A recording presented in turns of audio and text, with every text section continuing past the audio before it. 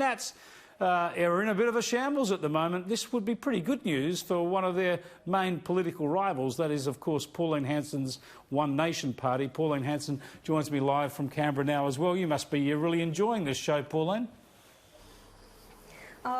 Chris, not really. We all have our problems in our political parties, and the Nats are going through theirs at the moment. And I think they've shot themselves in the foot with what's actually happening. What do you think they've done wrong?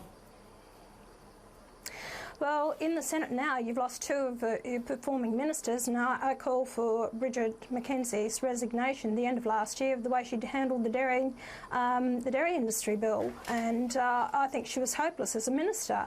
But Matt Canavan was a very good performer on the floor of Parliament. Now, with the two of them gone, you've got no one there who will be answering those portfolios. So there's no one really representing the National Party in the Senate. So any questions that are put to them on that portfolio until they appoint someone else to take on those two portfolios, which are Agriculture and the Resources Minister, well, I am of the understanding that it'd be Cormann that has to answer those questions.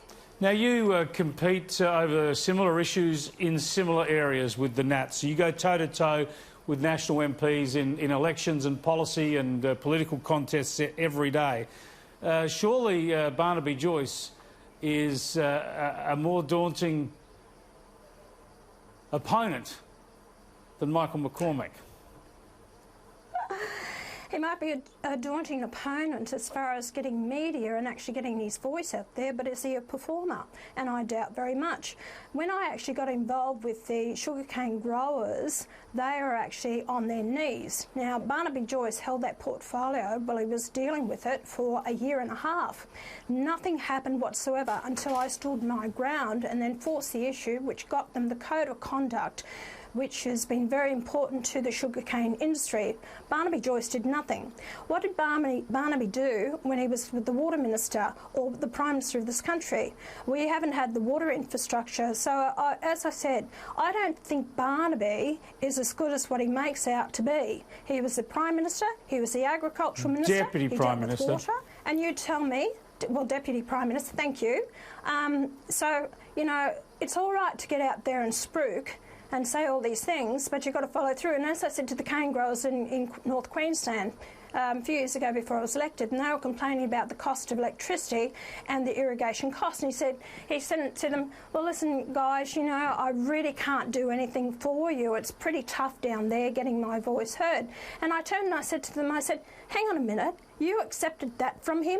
He is the Deputy Prime Minister and the Agricultural Minister, and he says he can't do anything for you. I said, if he can't, what hope does the rest of us have? Do you think he's finished? So I'm sorry, I've got my opinion. Yeah, that's your opinion? Do you think his career is finished? Look, no, I don't believe his career is finished. He's actually getting voted in his electorate, but I think there has been damage done to the National Party, and clear enough, when you look at McCormack and you look at Barnaby Joyce, and yet their members don't want Barnaby back in. So it's not up to me. I'm not telling them how to run their party. Well, it sounds like you're firmly in the Michael McCormack camp. They have got problems, they really have, and even David Littleproud. Now, I went on an inquiry last week with the Inland Rail, and I remember David saying before he became a minister, it is no good, you're not put in the right place, it shouldn't be happening, especially in his electorate in Queensland, that there are big problems there. What has David done since he's had the minister? I haven't heard a word out of him with regards to the Inland Rail. So what happens is that you get people in these positions that, you know, they're not going to buck the system. They're not going to question anything anymore. And as far as the Nats have gone, what McCormack has done, what I've heard, is he's buying those positions, those votes, by offering them ministers to be ministers. Now, is that really good politics? Are we getting the best value for our money in this place? Because they've got to make the decisions. So, you know, I think that they have possibly shot themselves in the foot. Just on other issues to do with the coalition, you'd be aware of Jim Molan on Q&A last night saying that he has an open mind as to human influence on global warming. Do you think that point of view should be held down, should be part of the debate within the coalition parties? No, his point of view should not have been held down, and that's why I don't go on Q&A anymore, because it's a setup. If you are, you know, difference of opinion to the left and the socialists in this country, then they actually set up the questions to actually have a go at you, and I think that's wrong. I don't know why, you know, he wants to go back on the Q&A again. Yeah, that's another question. That's another question, I suppose. But isn't it? But he should be entitled to his own opinion. The fact he's questioning it. Everyone, as we say, is entitled to their own opinion. Because we question. Sorry, Pauline. Question man-made carbon dioxide. Well, this is my point, Pauline. Surely everyone's entitled to their opinion, but aren't you? You're not entitled to your own facts. And isn't the starting point in this debate a recognition that there is a consensus in science that human activity is having an impact on the climate? Let's see the other part of the science as well. So they're saying that carbon dioxide, 97% is created through natural occurrences, through the oceans or the soil. Only 3% is from humans. We in Australia own 1.3% of that 3%.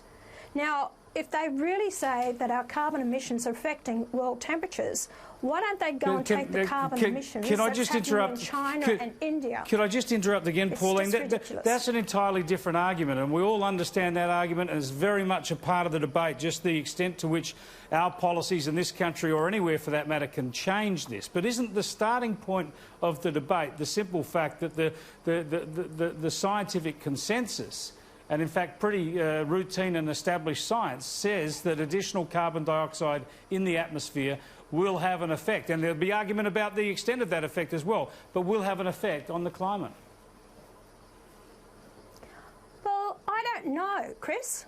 I don't know. Well, this is why we have scientists. I hear totally different science. I have other scientists telling me totally different. So who's to say, until we have a full investigation into this, if you've got a difference in opinion to, you've got a group of scientists that tell you one thing, then they don't have peer review. We're supposed to accept everything that they say. We're changing our policies, our direction, where we're going, destroying our own, you know, economy here. For what? For people to change and go down another track as far as manufacturing industry, so these big companies can actually change their product and bring something else in. I think it's been a rort. I think the whole thing is a rort. If we want to discuss this, then let's bring all the scientists together, let's have a big investigation into this, and let's find out the truth of the matter. Because people are split on this. We've got royal commissions into everything else. Just very briefly, sorry, Pauline, we're out of almost out of time, but the Royal Commission into this year's bushfire season, are you happy with that? Yes, I think we do, because hopefully this will take in about climate change. And I'm sick of throwing down, bantering, and you're listening to people on the floor of Parliament today, you know, blaming Adani because they gave donations to some political parties. It's as if it's part and parcel of it.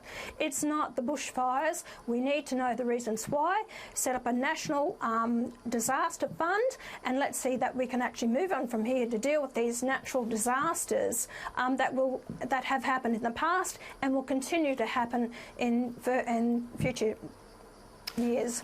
Pauline Hanson, thanks for joining us. Thanks, Chris.